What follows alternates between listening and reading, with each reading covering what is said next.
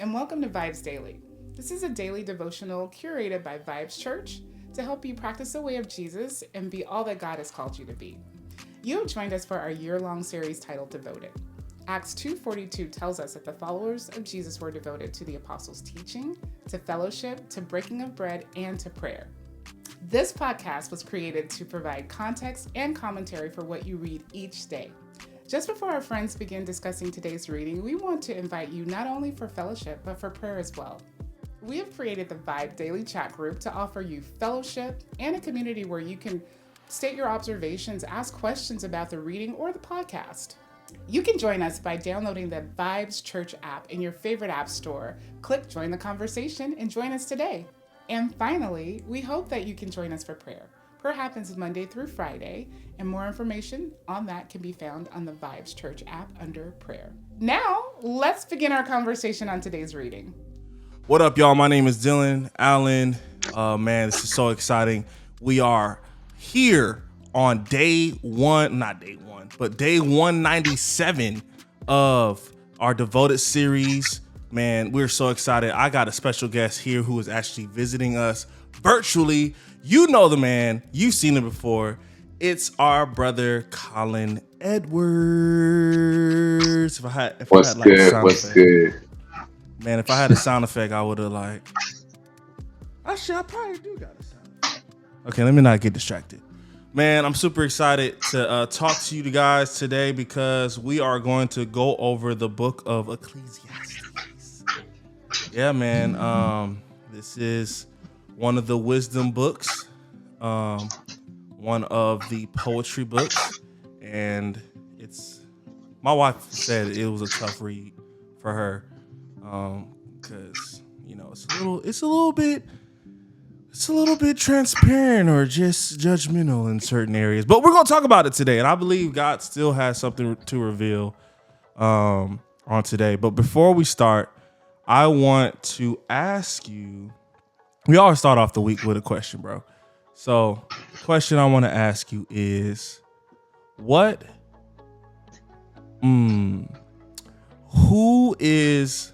in the Bible do you relate the most to? Man, I probably say the Apostle Paul. And I say that because a lot of times in church, we see Saul's conversion and people have tried to use it as like, oh, Saul was living for the world and now he's living for Christ.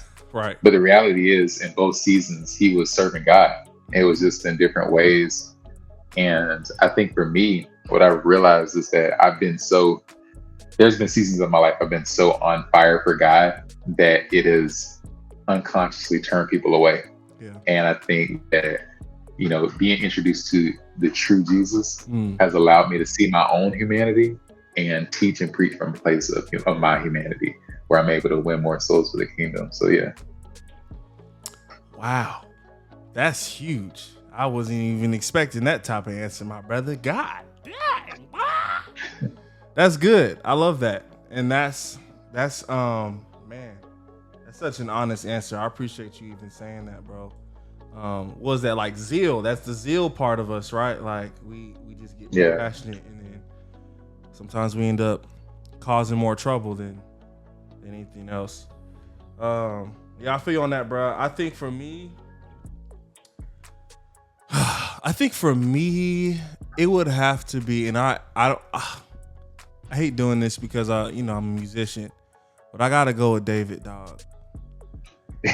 David is that guy for me, man. Like a man after God's own heart, and he was able to be transparent, and he went through trials and tribulations. Like, yeah, you know what I'm saying? We read in Psalms just like all the lamenting things, and that really opened my eyes to like just be more open to even lament. Like I felt like lamenting was quote unquote a sin, because I feel like that's questioning God or claiming that the season isn't good, type of thing. But yeah, that's my guy, man. I love David. Let's go ahead and get into Ecclesiastes, brother. For sure. Let's get it. Yeah, what stands out to you in chapter 1 or whatever?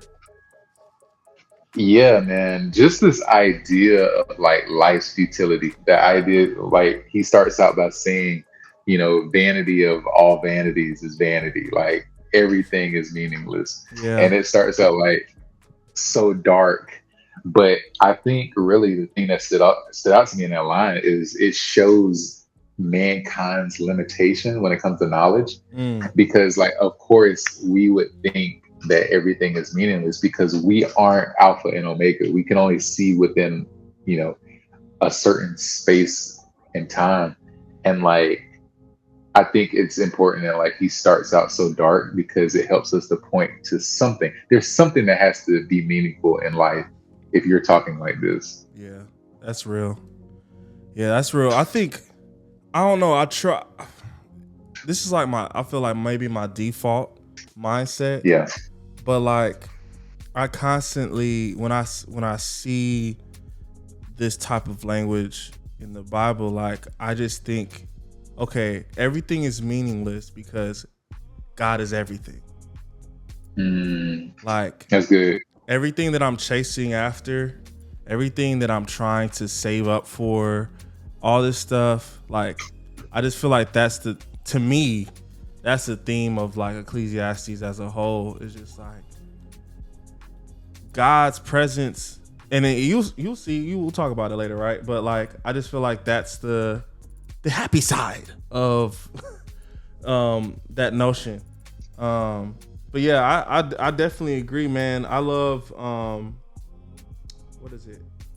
Verse 15. What is wrong cannot be made right. What is missing cannot be recovered. I said to myself, look, I am wiser than any king ever ruled. First of all, there was only 2 kings before you, Solomon. So relax. You're feeling good. I have greater wisdom and knowledge than anyone. So I set out to learn everything from wisdom to madness and folly. But I've learned firsthand that pursuing all this is like chasing the wind. Whoa. Yeah. Man, and it's even to the point of the last verse, the greater wisdom he receives, the more grief he gets. That right there, whew, that's so deep, man. I don't know. That's and I feel like that's true because it's like the more you know, it's like today's world. Like, we got all this access to all these things. The more you know, the more messed up this world is revealed to you. You know what I mean? And I think, like, it's really a challenge to, like, our understanding of wisdom. Of course, like, the more that we know, the more we'll grieve because we aren't even able to tap into the mysteries of this world except through God. And I think that's why, it shouldn't be a quest for human knowledge, that we should have that yearning and desire for a godly knowledge, because that's the only way that we will receive the true joy instead of grief. Yeah, that's real. That's real. Yeah, I think, man, that's the part that people even misplace is like, wisdom is applied knowledge. Yeah. Wisdom is not being knowledgeable and smart. Wisdom is saying, I know wrong and I know right, and I have over time have chosen right more than wrong, which makes, like, it's not what I say that makes me wise, it's what I do. Yeah. You know what I'm saying? It's the way I think, like the first thought or the thing that I want to chase after, or like my response to something, like, that will show whether or not you're a fool. You know what I'm saying? If somebody cuts you off, you gonna be wise or you gonna be foolish? You're choosing applied knowledge, or are you gonna apply foolishness? You know what I mean? Yeah. Is there anything else in chapter 1 that stood out to you? I mean, I think the other thing too, just kind of going outside of just chapter one, Mm-hmm. this Ecclesiastes as a whole, the fact that Solomon is saying this as a king who Right. has everything, Right. he has all the riches, he has all the Right. wives, and he's still saying that it's meaningless, really shows you how little the material things in this world matter, right? For sure. For sure. Yeah, there's a couple things in here that as we continue to read throughout the week, like, I'm like, bro, he's over here talking about the poor. I'm like, how do you know what it's like to be poor? Like, Yeah. you grew up in the palace, man. Like, how do you have this perspective? But like, yeah, he has all, and I think that's just that's a trend for a lot of rich people in America, or just rich people in general. It's like they got all the fame, got all the fortune, and they still empty. You know what I mean? Mm-hmm. So yeah, that's good. Let's move to chapter 2. We moving. Let's go to chapter 2. Anything in chapter 2 that stands out to you, bro?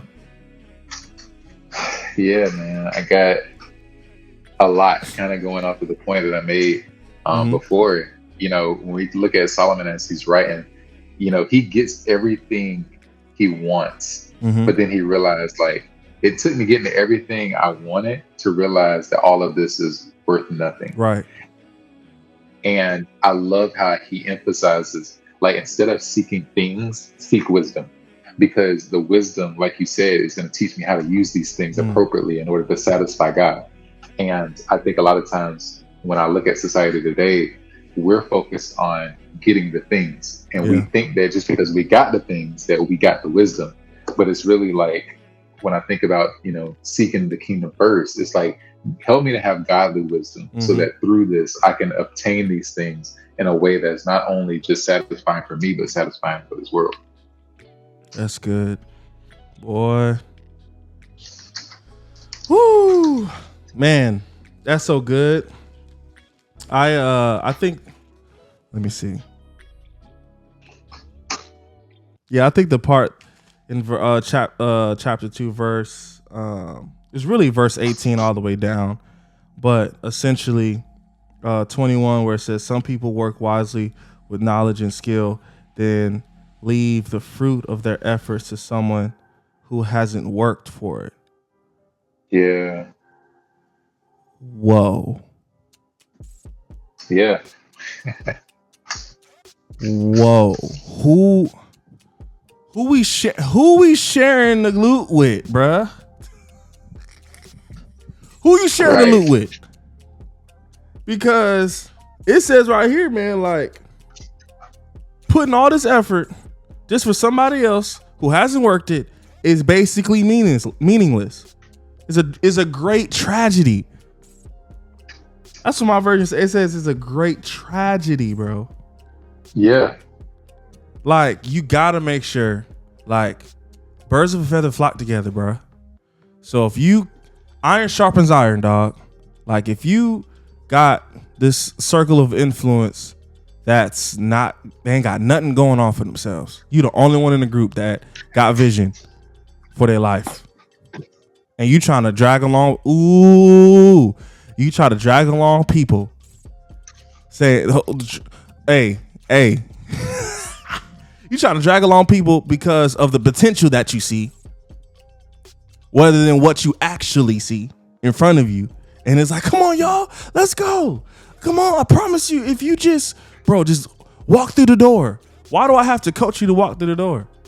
We should both be planning on how to dismantle the door together. Yeah. You know what I'm saying? That's good. Man, woo.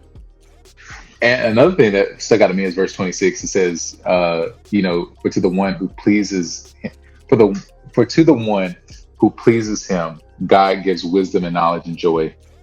But to the sinner, he gives the work of gathering and heaping, only to give to the one who pleases God. This also is vanity and the chasing after wind. Man, that struck me because, like, I often think about, like, how in kingdom we'll be like, oh, you see people in culture making all this money, wearing the Gucci belts, doing all these things. And it's like the fact that God said that wealth, that generational wealth will be handed over the kingdom. man, we find solace in the fact that, like, man, even though I might not have this amount of wealth now or might not see the fruit now, literally the ones who are sinners, the ones who are outside of the will of God, will be working for my good, literally. And it just reminds me of Joseph, man. It's like, man, Joseph was beaten, Joseph was ridiculed, Joseph was thrown in prison, Joseph was doing all these things for God. Right. But it's like when you see Genesis 50, it makes you understand all those chapters before. Everybody came to him. And so I just really find peace in that, and knowing that even if I'm doing the Lord's work, that when he says that the first will be last and last will be first, this verse gives me context of how it is applied with material things too. Man, that's good. There's so many things I could say after what you just said regarding Joseph. I mean, I think about, bro, all the ridicule, all the crap that he had to go through. Like, if he gave up, there wouldn't be an Exodus.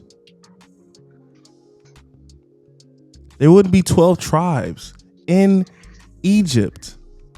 Wow. There wouldn't be the law. There wouldn't be Jesus coming from Judah. There wouldn't be the rest of the Bible. It would just be Genesis 50. And thank you so much. Yeah. That's it. The end. No gospel. I mean, I'm pretty sure God will figure it out. But still, like, yeah, bro. And I also think about what you said in verse 26. Like, people who are successors, man, 26 is so crazy. People who are successors in the world, like, when they die, they don't get any of that. But to the point of what this verse is saying is like, I got jewelry in heaven. I got crowns waiting on me, and I got jewels and rubies and diamonds for my suffering. Yeah. For my obedience. Let me stop. Let's go to chapter 3, man. Anything else? Well, anything else in chapter 2? No, I'm good. Let's keep going. Oh yeah, chapter 3. What you thinking, man? Man, I think this is probably the most important chapter of Ecclesiastes, man. Like, yes, this thing had me bent. Yes, bro. So there's one thing I'll say, man, is that the most famous verse probably in the Bible is, everybody quotes Ecclesiastes chapter 3, how there's a time and a season for everything. Yep. And it talks about, there's a time to weep and there's a time to laugh. But what took me out is, like, in my version, the scripture, it says that there's also a time for war. And what I thought is, even war has its place. Right. And I think sometimes, like, we think that war is demonic, but I think about it in my life. Healthy conflict is necessary. Like, if I'm arguing with people healthily, I know we're going somewhere. And I want to have healthy arguments in my life and go through healthy wars, because I know that it's taking me farther. It's taking me higher. And I think that, like, even if you look at the book of Exodus, we don't get Jehovah Nissi if Israel doesn't go through a war. That's good. So literally, war is meant to reveal a different side of God. Every storm that we face is meant to reveal a different side of God. Yeah. And it's like, if I try to use Christianity to neglect war and to neglect famine and to neglect struggles, I'm missing sides of God that I was intended to see in those seasons. If I had a water bottle, I'd throw it at you virtually. Wow. I'm about to. Anyways, that's good right there, brother. That's good right there, man. I think what I also think about of chapter 3 is, like, the whole, there's a time for everything. Like, let's free up some people today. Everything's a season. Come on. Everything's a season, bro. Like, I ain't trying to be churchy, but trouble don't last always, my brother.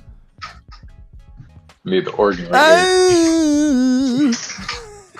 No, but for real though, like, what if there's a world where good seasons are good and bad seasons are good? Wow. That's good. Like, what if that was just because God is good? Every war that you go through, every conflict that you're going through, every trial and tribulation, it's addressing bro. What's the word breakthrough? What does that mean? You have to break through something.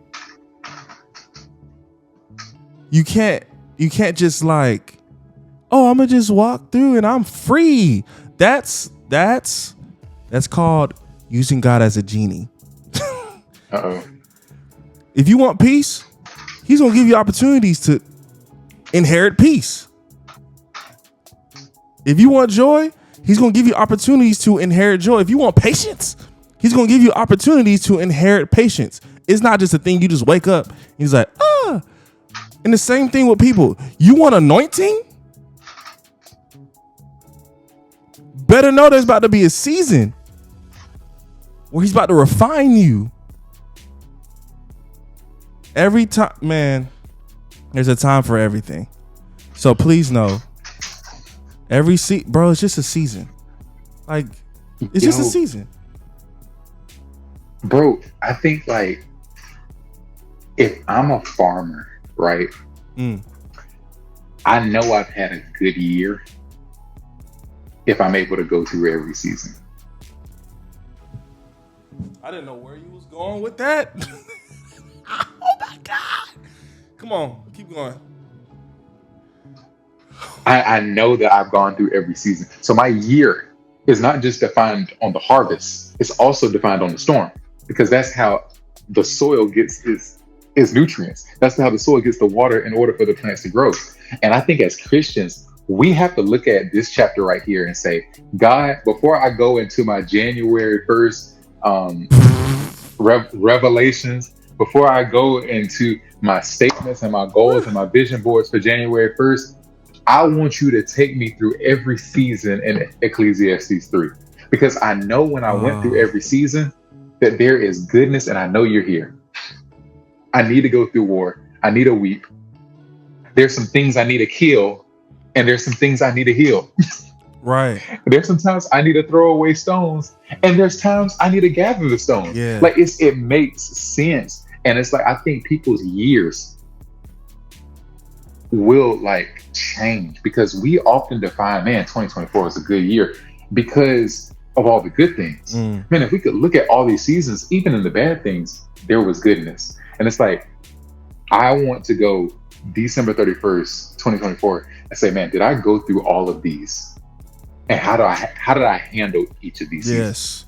Yes, that's the key. Like, how do you handle each season? Yeah. The season's gonna come, bro. Every winter, there's gonna be rain. Yeah. How much faith are you gonna have to endure those 3 months of rain for the spring? Yeah. And I think like if I'm knowledgeable about the season, I can be better equipped for the next. Right. I don't go into the winter buying a winter jacket. I prepare for it in the summer. Dog. Can I just say something? Yeah. Some people still wearing hoodies from the summer into the winter because they ain't let go of the last season. Let me shut up. See?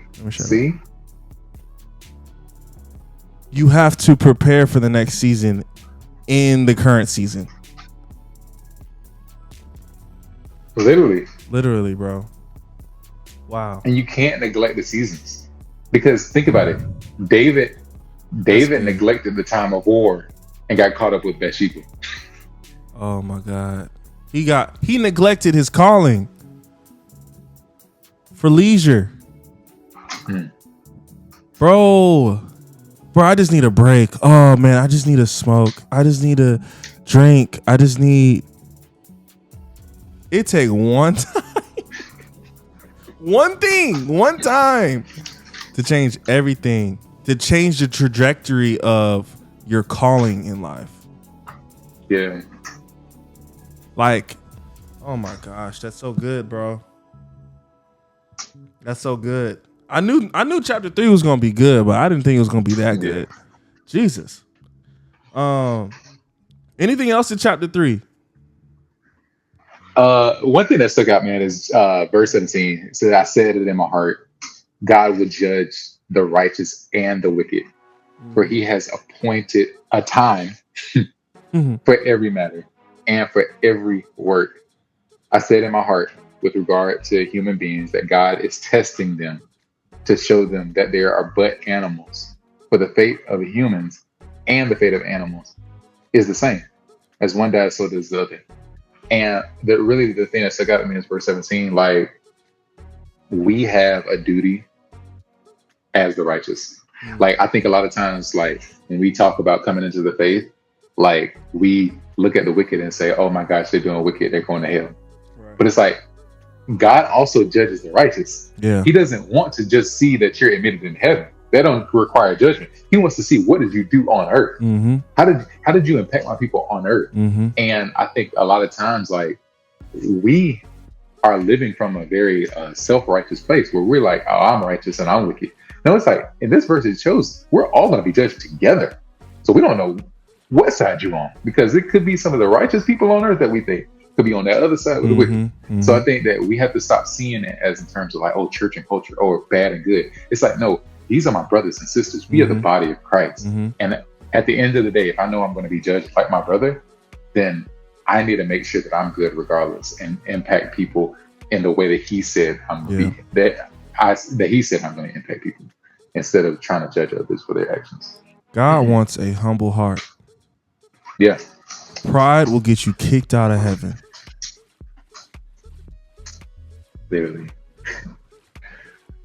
Literally. Pride will get you. The moment you start feeling good about yourself, oh, I'm righteous. Oh, that person is not. Oh, Jesus, we need to.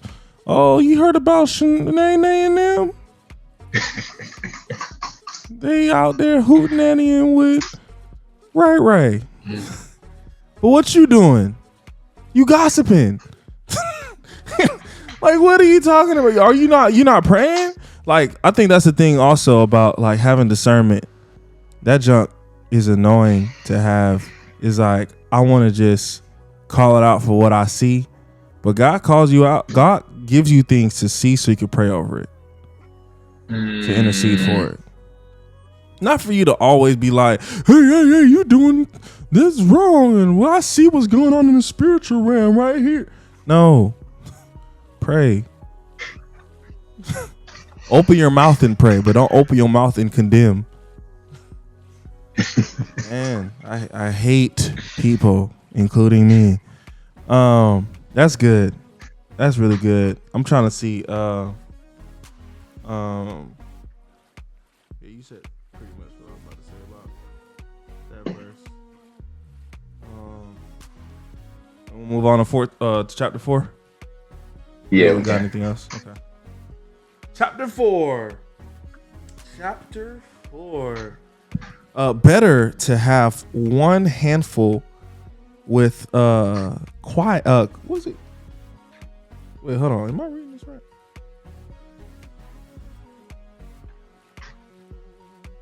Wait, no, I'm tripping. Hold on. I'm at verse 6. Yeah, verse 6.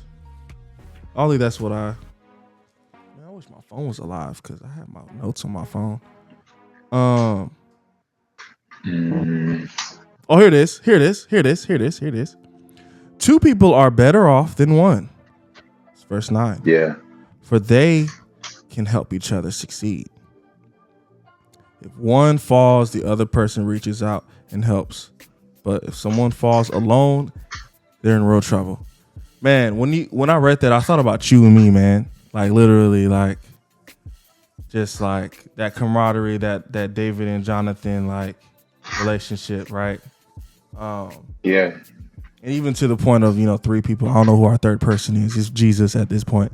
But like, we could do anything, man, with community, bro. That junk really stood out to me in this chapter. Yeah.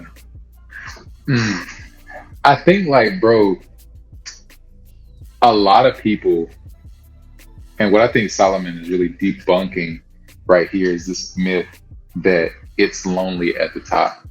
Like,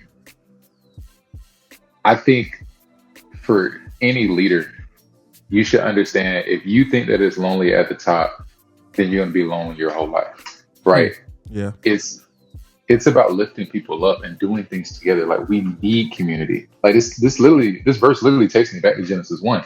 Like, the fact that God himself says, let us make man. Yeah. Like, he shows you how important and integral community is in the creation of this world. So anything, if it's integral with the creation of the world, how much more is it integral with whatever you're trying to create? Yeah. Or whatever God is calling you to create. And like, I understand that I need people. And I think what we have struggled with is a pride issue where it's like, man, the fact that I need somebody shows that I can't do it alone. And I have to admit that and say that there's things that you do much better than I do. Right. There's things that I do that's much better than you do. And until we can get to that point, I don't think we'll ever find a sense of community as a body. Yeah. Man, again, the word pride, like, even to the point of like, you're doing something better than I can do, and now I'm mad at you because you better than me in that area, and I have arrogance. You're literally thinking about yourself. Yeah. And to your point, it goes back to the thing that we talked about, I think, in chapter 2, like, birds of a feather flock together. Make sure your crew that you're trying to bring up to the top can make it to the top without you.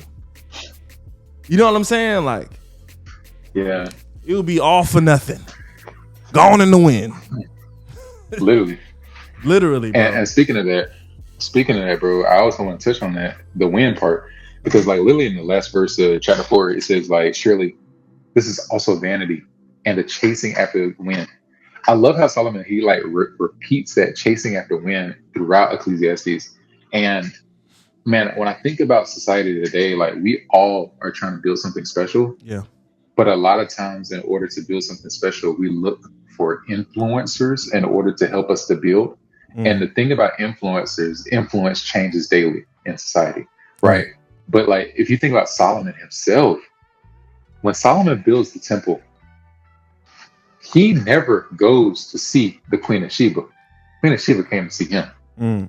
Because Solomon was concrete and he understood his assignment. Right. Because he heard his instruction from the Lord. Right. And I think that if we as Christians, if we really sit down and spend time with God about how to build things, we won't have to submit to the wind.